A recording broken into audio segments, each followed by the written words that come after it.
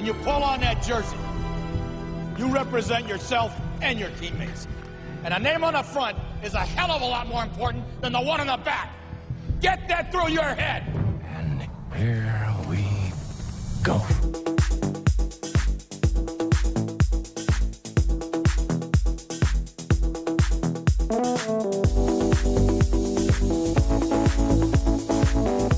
And it is no good. He missed it. Are you kidding me? The season can't end like that.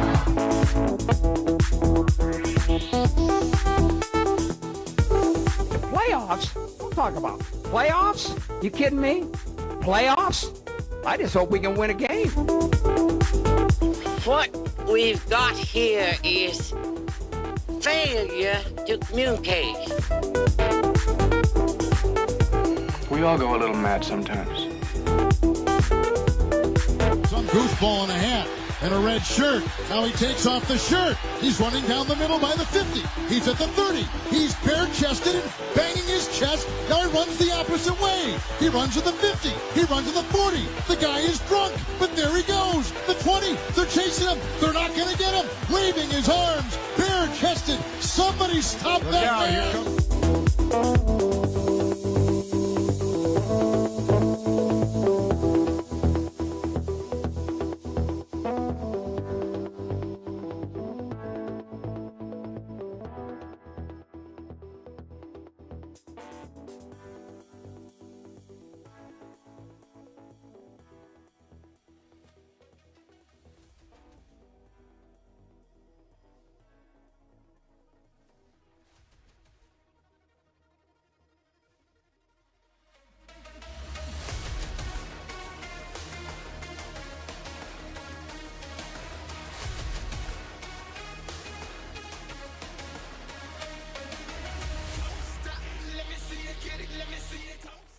Welcome to another edition of the program, otherwise known as NETMA. I am your host, Tyler Falk. Hopefully got a few other bugs out of the way. I think that's Jamarcus Candy in there being Sultan saying starts with a quotation mark in there. It's been 9 weeks and I just now realized that. Appreciate you. I'll get that fixed here soon. I'll get that fixed for 2 weeks from now. We'll talk about more of that here in just a little bit. But we have hit the halfway point in the program. Well, not just in the program, but in the SFL. We've come to week 7. We passed week 7. Thank you, Sully. Okay, not Sully, Jamarcus. It's hard to keep track of all these different usernames that represent so many different people. It's pretty hard to keep track of that. So, Sully, thank you. Sorry for messing it up, but okay, that'll be fixed. Special thank you to Ray, Justin, Ron Haynes, Neil, and of course Sully jumping in saying hi. I know there's a bunch of you sitting there in the audience saying hey as well. So hello to you. Week 7, spring. Oh boy, Ryan Yosef. Here's the big thing, Ryan. You guys make a comeback against Houston, and now you guys are hot shots, aren't you? All right. Welcome to the program. Week 7, Springboard or Plank is the opening segment. Now, the big thing about halfway point this season is I don't have the exact number on hand, but there's a large number of teams, 9 in total, at 3-3 this season, which is an exact third of active teams in the league. It's a quite remarkable number. Now, if you were to take a look at a big old graph and mark a whole bunch of different points on the graph, saying at one point you have 6-0 teams, one point you have the lone 0-6 team. Sorry, Mexico City. There's a couple of different old school math terms you'd come with. That's the mode, median, range, and mean. Now, easily the median and the mean, if I remember correctly, would easily be 3-3. There's a large percentage of teams at 3-3. The big thing for those 3-3 teams, they stand on the precipice. I could almost call this the cliff. A cliff of where do teams go from here? Where do those teams go from here? We take a look at two teams that ended up at 3-3, one being 3-2 and one being 2-3. All of a sudden, they're sitting at 3-3 together. Portland beating Vancouver. They're both 3-3 now. Is Portland a better team than Vancouver? Is Vancouver just caught off guard at home? Or is Portland legit this season? Is a team like Minnesota, who has been pretty decent at home, all of a sudden, there's some cracks forming. It was a solid opening start to the season, where anytime you came into that stadium, anytime you came into Northwood Stadium, you would more than likely come out with a loss. All of a sudden,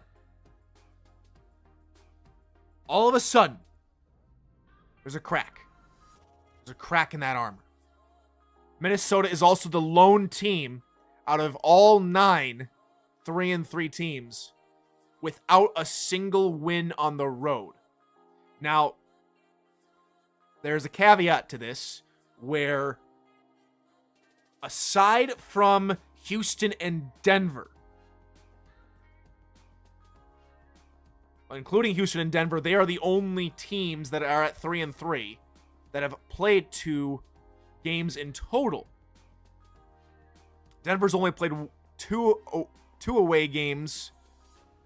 Same thing with Minnesota and Houston. The big difference there is, while Houston is the exact opposite of Minnesota. 1 win at home to 3 losses, but they are unbeaten on the road, which is pretty strong for Houston. Houston, however, just lost to a 2-4 team at home. To now a 2-4 team, a 1-4 team at the time in LA. So what does this all mean? What do all these numbers, what does 3-3 mean for each team? If you look at a couple of them, like we already covered a couple. Louisiana's got a prove-it game on Monday. Louisiana has a prove-it game on Monday. Canton's been fluctuating. They have a chance to play Queen City and take control of the North Division. North Division is extremely funky right now. It is extremely funky right now. DC. I can't make heads or tails of the Dragons right now. The Dragons just lost to Queen City on the road. Queen City are now 2-4. We take a look at Baltimore. They lost to a team from Detroit. Now they're 3-3. Baltimore is 3-3 to this point.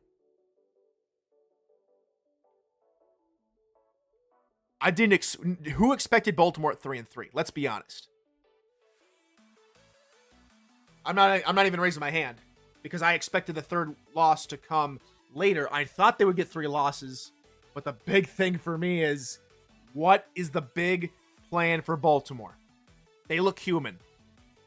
They look uncertainly human. Minnesota, meanwhile, has to put a win together on the road. They have a very gaudy point differential. 3rd best in the league behind Florida and Fort Worth. The difference is Minnesota has 3 losses. The other 2 teams I just mentioned have none. They're losing by close margins, or they're using the win versus Indy to coast. That's the big thing. 3-3 teams. I got 9 teams to go through here in the last 5 minutes of the first segment.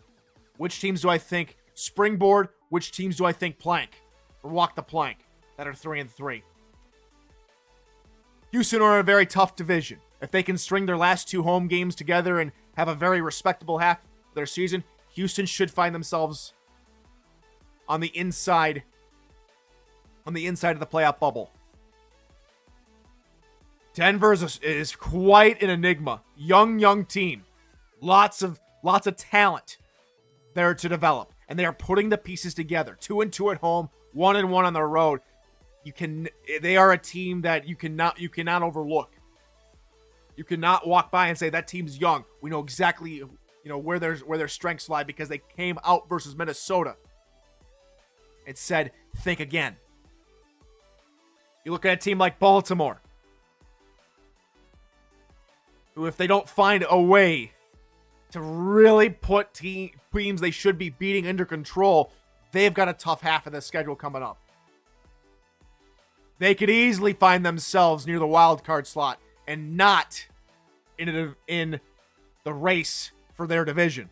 Very easily. Very easily. Minnesota. Hate to say it, legend. You don't put a win together on the road, you'll be 5-7. You'll be out of the playoffs. Fuck up. Fuck up. That's something my dad would say. Vancouver. Just got your teeth punched in by a division rival. Now 2 of your division rivals are in front of you in the division race. You might not be looking at your division anymore. You might be hoping for a wild card slot. Something's going to change at home. You can't let Portland run up the score at you at home. Vancouver's more plank than Springboard at this point. Louisiana. I just talked about you guys earlier. This is a prove-it game. Put down an opponent you should be beating. Take care of business at home. DC.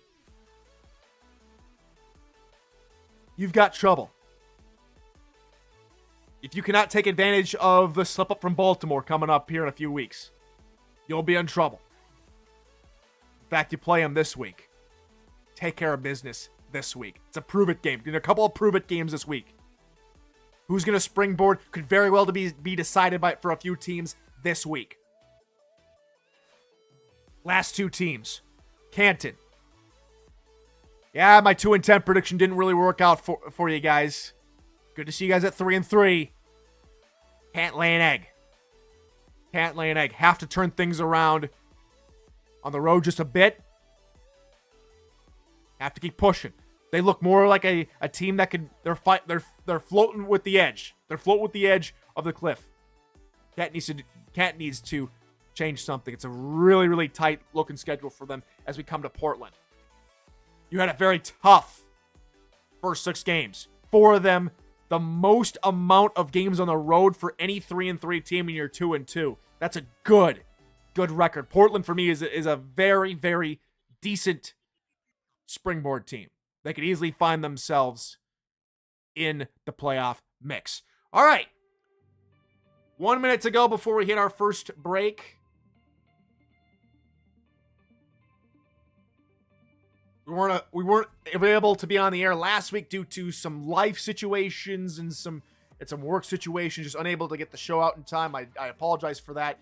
Another housekeeping announcement. The show will not be happening next week as more life stuff comes up for me, and so there will be no show next week. However, we'll be back in 2 weeks' time after this show to give you more NETMA. If you want more information about the show, link to the program's Discord is down in the description of this video. We'd hope to see you there as we get ready for more show questions. They've actually been popping off today, so thank you to everyone that's putting in their show questions. You can put yours there in the NETMA Show Discord, link to which to the SFL Discord and YouTube, and website is down below. We'll see you after the break.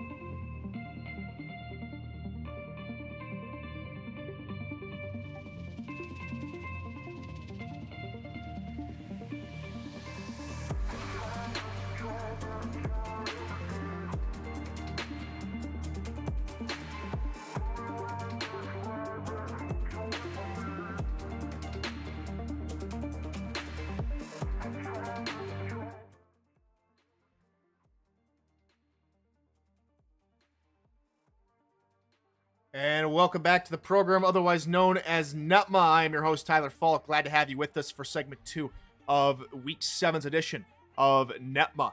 Glad to have you with us. So many more people jumping in. Ryan Yosef, of course, jumped in. Cliff Allen jumped in. A few others I saw as well. Eddie Gage is here. So I'm glad to have all of you here live. T to Queen's here as well. Let's see. Did I miss anybody? Hopefully not yet. But we'll get to all of you guys and your questions here in the next segment. Thank you so much for your support and your questions. We have a lot to get to this week, and I don't want to disappoint and come up with the best answers that I possibly can give you at this time. But for now, it's time to take a more detailed look back at the craziness of the, well, maybe not as much craziness, but definitely zaniness, if I do say so myself. It was a very solid week for SFL football in general. So we will get to that here shortly as I pull up the schedule for the week. It started with Atlanta and Charleston. And for a team that really looked to be on the up and up in terms of scoring points, Atlanta, unfortunately, they lay another egg. They go from being a team that looked like they'd finally figured something out. They had finally gotten their act together. But unfortunately, they only put up 6 versus Charleston, whose offense looked pretty anemic and pretty rough for the first 5-6 weeks of action. They pull themselves together. They have a solid week of football. They take down Atlanta 27-6. Baltimore, can't quite understand that football game in general. Maybe it was the home field advantage for the team they were facing, but just unfortunately for Baltimore, they were not able to come away with a game they should have won and just let it slip through their grasp. On to the third of 13 games. We have a lot of games to get to, so apologies if I don't try and get through them as quickly as possible. But we have a very tight schedule and a lot of games to get to. Of course, we talked about the 3-2 and team playing the 2-3 team, that being Portland versus Vancouver. And Portland come into Vancouver and they go toe-to-toe with them. They run up the score on Vancouver. A solid 54-43, 97 points scored in that football game. Defenses need not apply in most cases of that football game. Portland, your victor in that one. Seattle and Las Vegas, with Vancouver losing that football game.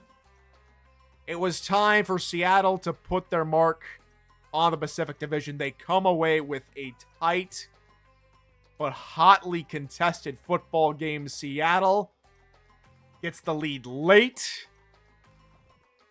Then they come away. They run away with the football game late, 24-14, courtesy of Baloo Scott over Las Vegas. Solid game from Seattle. On to Saturday's games. There were 13 of these in total. 13 games in total. We head quickly now to Alamo City and Tulsa. We've got a slight issue. However, being 2-4 in that Central Division, we'll talk more about the Central teams here in a second. But being 2-4 in that Central Division right now is only one game back of your division lead. Yes, you played a very tough Alamo City team and ran with them late. Have to turn things around coming up for the Desperados. They play division rival Sioux Falls coming up in a 2-4 matchup that could really see both teams. We're talking about the 3-3 Springboard or Plank. This is to get back on the up and up for either team. That'll be a tight ball game and a very good watch for all to see coming up later this coming week. That game taking place on, let's see if I do my math right. That's taking place Sunday in Sioux Falls. All right, on to Canton, Florida. Canton, unfortunately, you're playing a storm. And if you have not seen the Atlantic in the last couple of days, there's a storm brewing out there. I think Florida siphoned some energy from there and eventually put Canton down through a pretty spirited effort from Canton, I must say, having to watch that game live. Canton had some sparks, but Florida put him down late. On to Carolina and Jacksonville. The Skyhawks, seeing what Baltimore could not, they come out and do what they need to do. Carolina is 4-2. Carolina is 4-2. The biggest thing for Carolina now is, can they finish? They play their rivals Charleston. The big scary thing for a couple of these 4-win teams, and Carolina is the most egregious out of them. Carolina is 4-2, but they have the worst point differential amongst winning teams. They are the Minnesota Vikings from last NFL season here in this season of the SFL. They have a minus 26 point differential.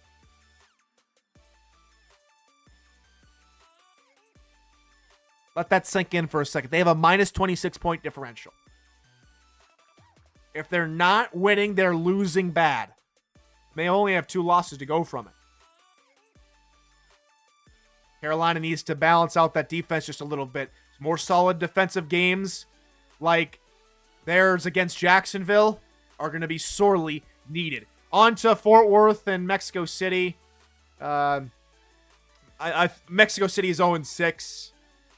Considering the amount of 3-3 teams we have, I think we'll see quite a bunch of 500 teams come playoff time. 6-6 might be a viable option to make it into the playoffs this season. It might be a viable option to make in the playoffs. Who knows? Maybe Mexico City has a magical pill or a certain playbook that they can use to get back in this game. But get back in the season. But right now, putting up 3 points against tied division leaders Fort Worth, it's going to be a tough ask. On to Houston and LA, the comeback that came to fruition for LA. A solid win against Houston, which is a solid 3-3 team. LA now needs to string something together. They will be playing Arizona their next contest. The scary thing for me is, have they found a solution? Have they found a solution to their woes? They sit with the fourth worst point differential at 70. Negative 70. Only worst teams are Indianapolis, Mexico City, and there's one other, Jacksonville. Can LA turn it around? Can they be the comeback story? Because if it comes down to tiebreaker and head-to-head doesn't go their way, LA might be on the outside looking in come playoff time. On to Minnesota and Denver. A second half to forget for the Legend. A second half that didn't really transpire in the way they would want to, and Denver takes advantage. They get Bailey O'Shaughnessy cooking. They get their defense on task.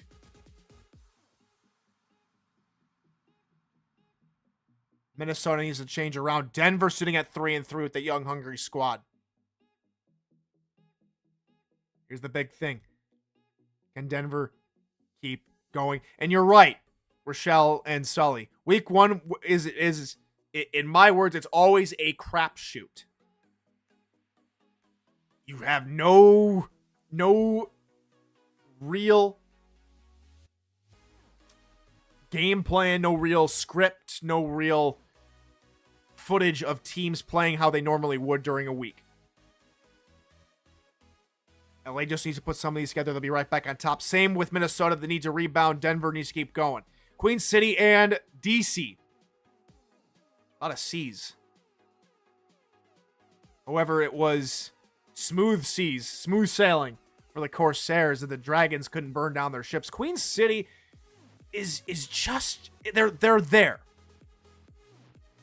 They're there, but cannot find consistency. The run game was a struggle to keep in check. However, they kept looking at what DC was doing on the run, and unfortunately for DC, the run game just wasn't the answer. And it's the same thing with Houston. Houston were probably looking at that game plan in one way or another, looking at it, yes, we're going to try and pass the ball, but I like our team's chances running, and that's why they tried running the football. That's why we saw Houston run the football a lot. That's why we saw DC run the football a lot, to varying degrees of success. But Blanton did enough.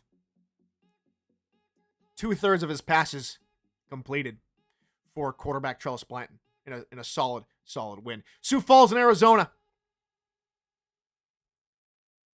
Just a bit outside for the Sparrows. Tyree finally able to keep his interceptions down. Didn't throw a single one, though he was sacked 4 times. If it's not one thing, it's another thing. And the other opposite happened for Arizona. Asher Jackson wasn't sacked a single time, but threw 3 interceptions. However, that ended up in a win for them. DJ Moses led the way on the ground.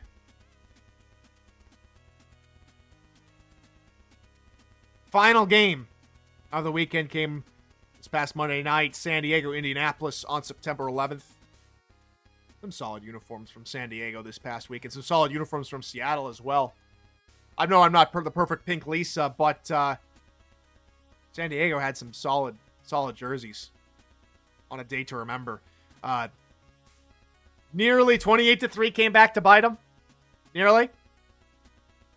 But it was the Mavs who eventually closed the door from a spirited second half comeback. It showed a lot of promise from Indy. Now we need to turn a half a play into a full game of play, and Indy's got something cooking. In San Diego, solid game. That is your Week 7 recap. Of course, your winners from top to bottom were, excuse me. Where did everybody go? There it is. Winners from this past weekend: Charleston, team from Detroit, Portland, Seattle, Alamo City, Florida, Carolina, Fort Worth, Los Angeles, Denver, Queen City, Arizona, and San Diego. That's your Week 7 in a nutshell. Game of the week, in my personal opinion, had to have been the LA game. Had to have been in the LA game. Late comeback. Late drama. Solid game from the Lycans. They can pull out their second win of the season. All right, when we come back, show questions. If you haven't put your show questions in just yet, link to the NETMA Discord server is down below in the description. If you want to check out more of the SFL or just want to get involved a little bit more, link to the website and the YouTube channel is down below as well. Show questions, aka the People's Presser, coming up next. We will see you in just a moment. Stay tuned.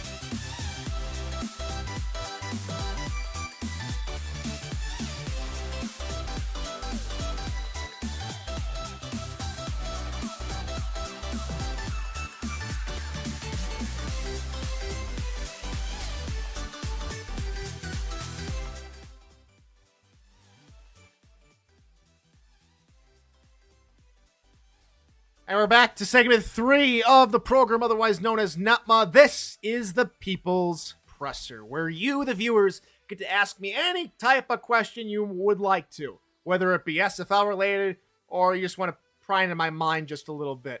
The question is from you to me, and I will do my very best, the best of my ability, answer each question. Okay, let's talk about a few different questions. Was the Denver-Minnesota game, this coming from Gerald Cumbus, was the Denver-Minnesota game the biggest upset of the season to this point? No, it wasn't. Because Denver has pulled off a couple of different solid wins in their tenure. Denver has been able to come up with 3 big wins. Now, if they were, say, a 1-5 team or a 2-4 team, or last week a 0-5, 1-4, low, it'd be different.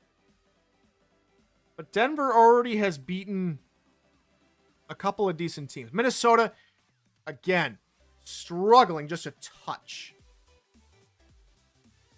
Just a touch for how we'd like. If they were maybe a 5-win team, I'd say it's probably an upset. To go back and say which game was an upset, that is a very, very, very tough question.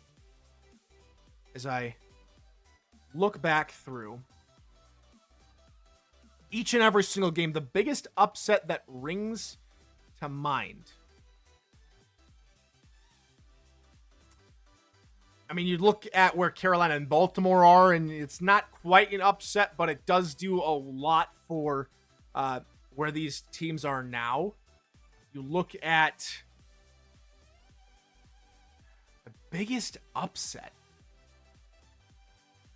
I think it might be too soon to call as far as upsets go. You look at Queen City beating the likes of DC. It's a solid game. DC's 3-3 though. It's a good solid win. It doesn't ring as upsetty as a couple different potential games. I think we'll see more upsets the second half, more true upsets the second half than we will that season. Minnesota, Denver, not quite an upset.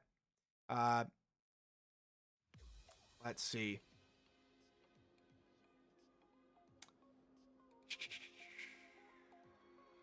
What are your guys' thoughts? LA versus Vancouver, possibly.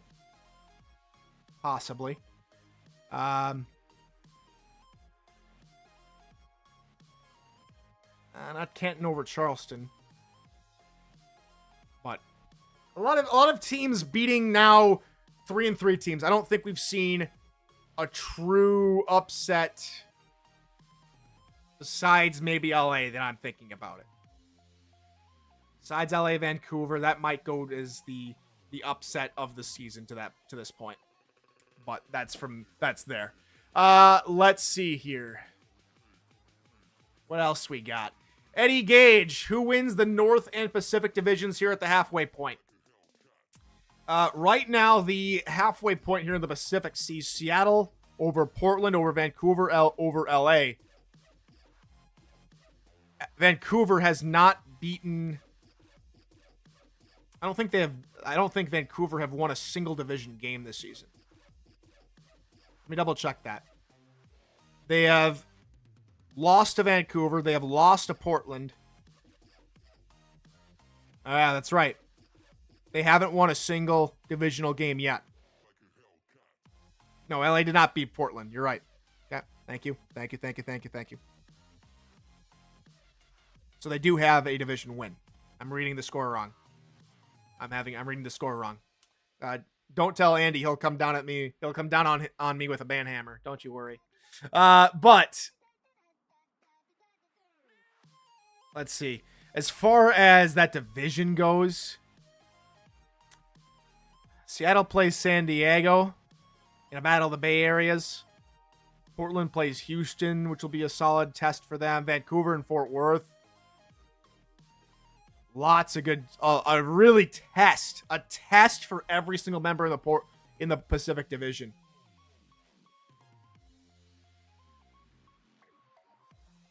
Give me Seattle. Give me Seattle in the Pacific Division. I like Seattle's chances. As far as the North goes,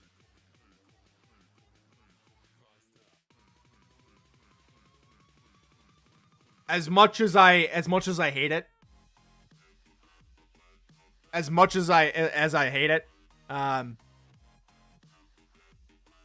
it'll probably be the team from Detroit that'll win it. In my opinion. Unfortunately. We'll get to more on all that here in a little bit, because we need to wrap up on all of that kind of on all that kind of nonsense. But I think the team from Detroit will probably win the division. Let's see, from Doug Day. Where do you feel the league needs to cap rosters with the depth charts? Do you feel we will begin to see an exodus of players from the league for lack of playing time? Apparently this is from Anonymous as well. So maybe Doug's reporting for someone. But where do we feel we need to cap? Are we talking like salary cap, or are we talking like size? You know, I think if teams play their cards right, they'll find a way to get every single member of their team involved. Teams that unfortunately haven't been, may or may not lose players is because just they haven't been able to get the players involved. And you have to realize that certain plays only get certain players involved, and there has to be some sort of understanding as you slowly but surely grow your roster and grow your knowledge of the playbook. Yes, it's a first season for everybody, and it's really tough to get a lot of teams, a lot of players involved. But the more and more seasons we go through this new era of the SFL, that'll eventually become the norm. More and more players will get involved. That's my take on it. So I don't think we need a cap. I think we need, and we will get, better knowledge from coaching staffs about where we're headed, about how to get everybody involved. But right now, people are paying money to be on the field, and some of them aren't being on the field, and so some will have patience, others won't, and so we'll see what happens.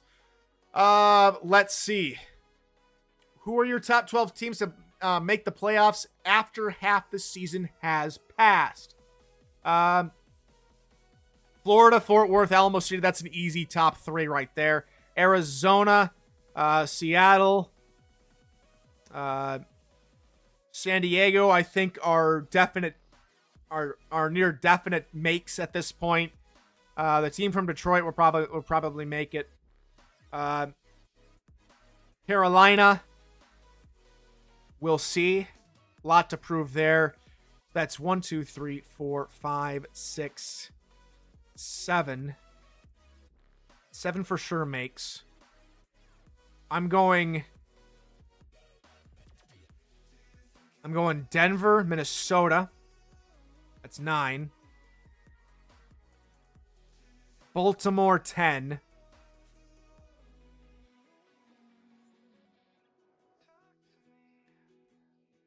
My last 2, I'm going to go Portland. Portland, Vancouver will be the last 2. So again, the 12 teams, I think, at the halfway point: Florida, Fort Worth, Alamo City, Arizona, Detroit, Seattle, Carolina, San Diego, Houston. I think I left Carolina out. Someone can go and clip the 12, but I had 12 out there. All right. That's what we got. Who is the most dangerous 500 or sub 500 team at this stage of the season? And I'm looking squarely at Portland. If they have 4 games at home, a chance for them at Evo 9X Stadium to really close out the season with a bang and really put themselves in position to fight for the Pacific Division. Say Seattle's slips up, say Vancouver slips up, they have a shot. Portland have the best shot right now and can be dangerous. You get Ezekiel Love going, and that looks like a very, very strong Portland team. The strongest we have seen them in their history. Look out for Portland this season. Portland to close out the last half of the season. Is Las Vegas plank or springboard at 2-4? I'm leaning plank. I'm leaning plank at this point, Justin. For me, let's take a look at Las Vegas's back half of the schedule rather quickly, because I know we got very, very, very, very short on time. Last half of the Vegas schedule: Arizona at home, Denver on the road, Tulsa at the road, Minnesota at home, Indy at home, and back at Arizona on the road. You're probably dropping 4 games. I don't see you beating Arizona this season. You're losing 4. You're going to be 4-8 to close out the season, and that's unfortunately not a recipe for success for the Vegas Fury. I don't think they're making the playoffs this season. Let's go midseason rookie of the year from Josh Farnsey. Now we've got a lot of good rookies. A lot of good rookies here at the halfway point of this season. Let's talk about type attack. Leading Seattle to a solid rookie campaign. Solid 4-2 look for Seattle, and they find themselves right there in the thick of things for playoffs, for division, for a tremendous job from type attack.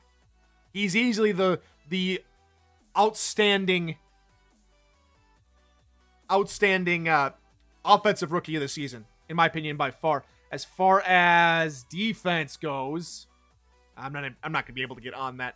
Best minor league branding so far. Of the teams that I have noticed, Pittsburgh Riverhogs. The Yinzers need a team here in the SFL. I think they've got a solid option in the Riverhogs. I like the branding of the Riverhogs. At the midpoint of the season from Ron Haynes, which teams have surprised you the most, whether that is a winning or losing record? Seattle have definitely surprised me with type attack. I'll say it over and over again. A solid start that season. The half season could not have gone better. The most surprising team for me to go 0-6, Mexico City. Yeah, we knew there'd be some sort of learning curve. We didn't expect Mexico City to fall this hard. Atlanta to fall this hard. It is quite surprising to see both those teams down there. I think from you as well. All right, last quarter segment coming up here in just about 10 seconds time. Power rankings, a little bit of housekeeping and pick'ems. We come back. This is NETMA.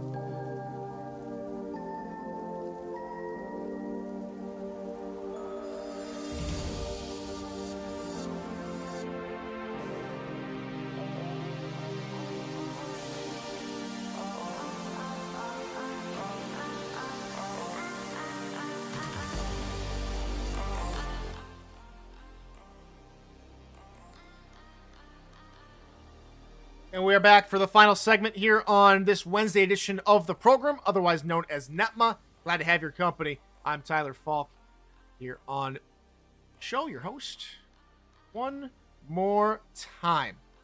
All right. On to bigger and better things here in the SFL.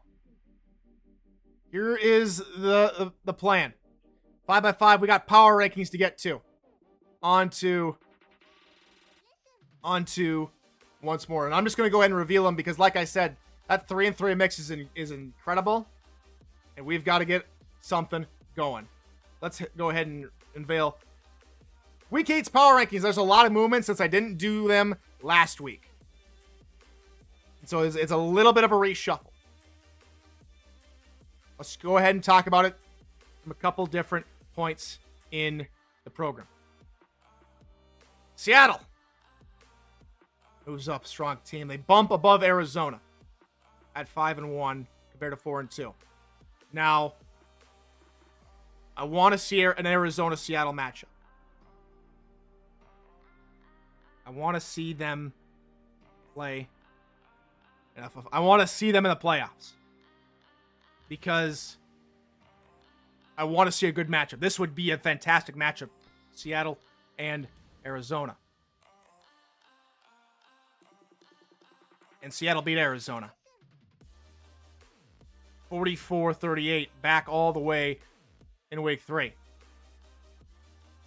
Here is the biggest portion Here's the biggest portion for Seattle. If they can beat Arizona once at home and they can keep home field advantage, can they just get one extra slip up from Arizona for a tiebreak? That's all that Seattle would need. Seattle's a strong team. Arizona is also a strong team. Portland's a strong team.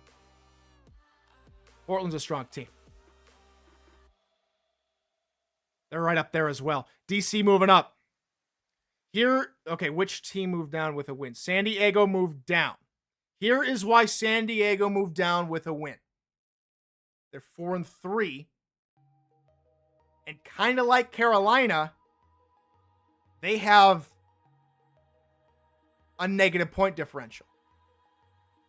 San Diego got their butts schwacked earlier this season, I think, by Alamo City. I think it was like 43-3. I'm trying to remember. 48-7, excuse me.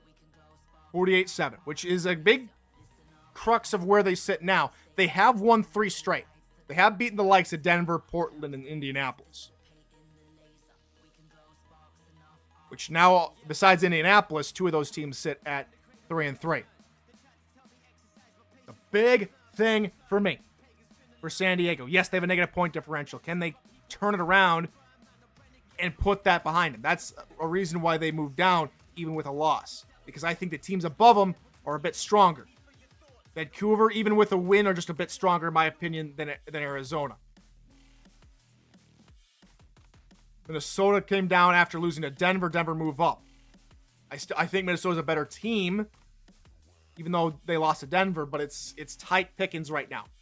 Really slim pickings at the moment. Houston can't let teams catch up to you. That's why Los Angeles jumps above them here in the power rankings. Teams that are probably on the outside looking in. Again, this is a combination of 2 weeks. So it takes combined week 7 and week 8. So there's a lot of fluctuation. So there are teams that are above certain teams based on week 7 that may have had a different result in week 8. So it's a little bit messed up. I tried my very best to get this out and to get as much possible out here in the program. So Canton moves up. Detroit moves up. But what does the next couple of weeks bring for a lot of these teams? Louisiana moves up. They play certain team for Detroit on Monday.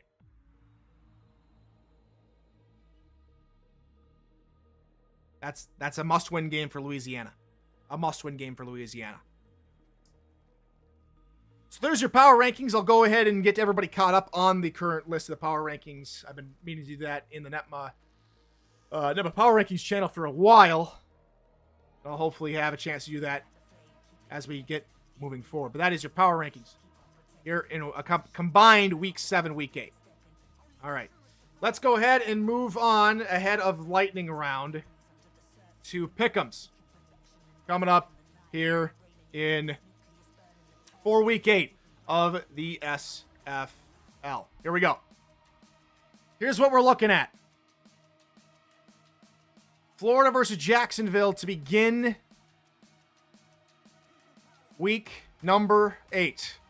Florida at Jacksonville. That's easily Florida, in my opinion. Jacksonville looks, unfortunately like Cubs instead of Kings. Boletsky will have a field day and take down Jacksonville at home. Queen City and Canton. This is a big one for that North Division.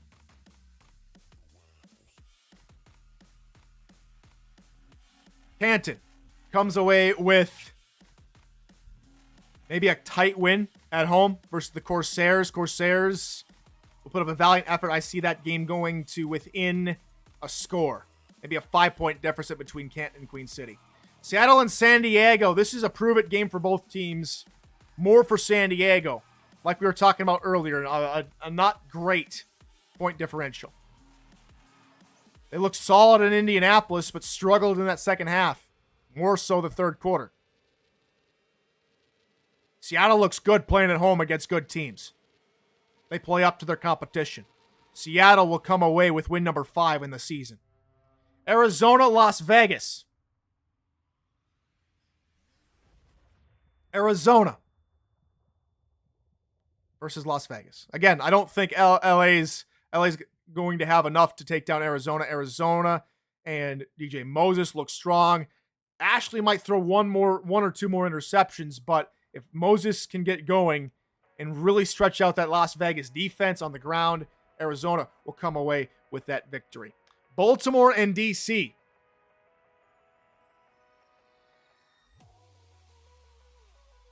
This is a tough one. Baltimore unable to bring down their opponent last week compared to DC this week. This week, DC lost the first... Oh, I'm trying to remember. I think they lost the opening volley. Don't mind me.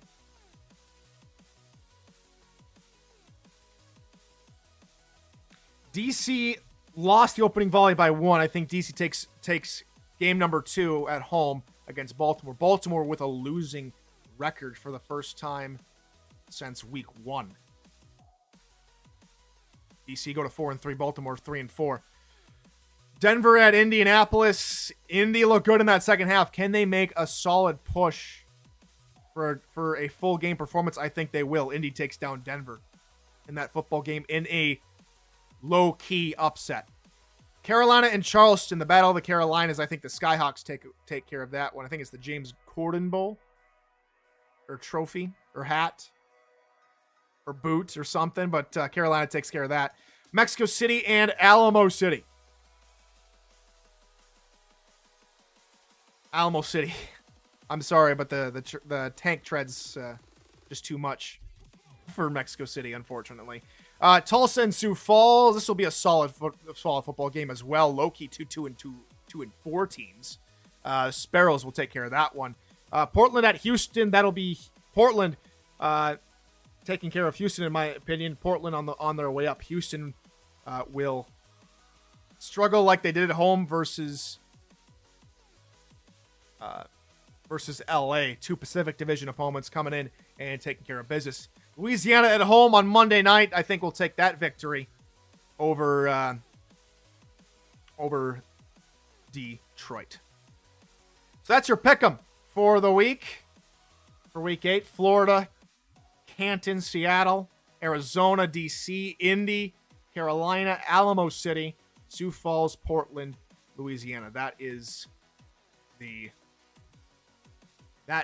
who I am going with for this week here in week number 8. Phil Colston, here's some more lightning round. One last lightning round. What about teams who are still not falling into the 70-30 pass ratio?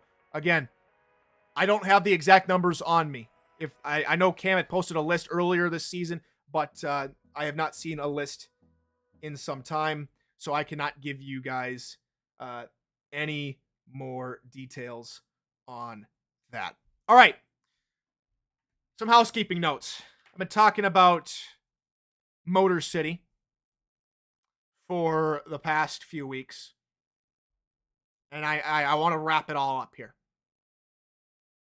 I've been putting asterisks on Motor City since the situation. I have been not referring to them, and I've been putting them on thumbnails, looking for something, anything out of Motor City, out of something that would make them look like a respectable organization for what they did. But unfortunately, with already a month gone from the incident, I know there's probably nothing that's going to happen with that organization. There's nothing that the leadership in Motor City is going to do, at least this season, maybe if not ever. So I've been talking with a few folks about what's going on, how to proceed best with this. And the one thing for me is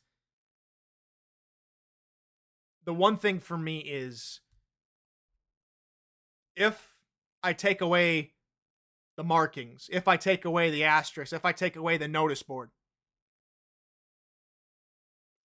my fear is everyone's going to forget what they did, what Motor City did and failed to do afterward.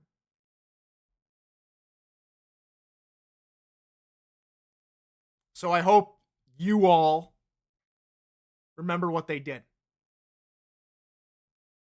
Remember what kind of organization they are. What kind of ship they run. SHIP. Ship. And so I will remove all the asterisks. I'll remove the notice board. And until anything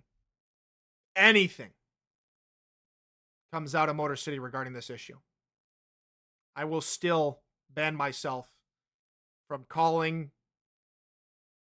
Motor City games, being a part of any Motor City broadcast. Because I don't support cheaters. I don't support what they do, how they choose to run their organization. If they think cheating's okay, if they think breaking one of the core tenets of simulation football is okay, then that's on them. And so I will not stand by that. And that's why you will not see me Monday night. Because I refuse to support an organization that condones cheating. So, no more asterisks. No more notice board. But no more broadcasting alongside with Motor City until things change.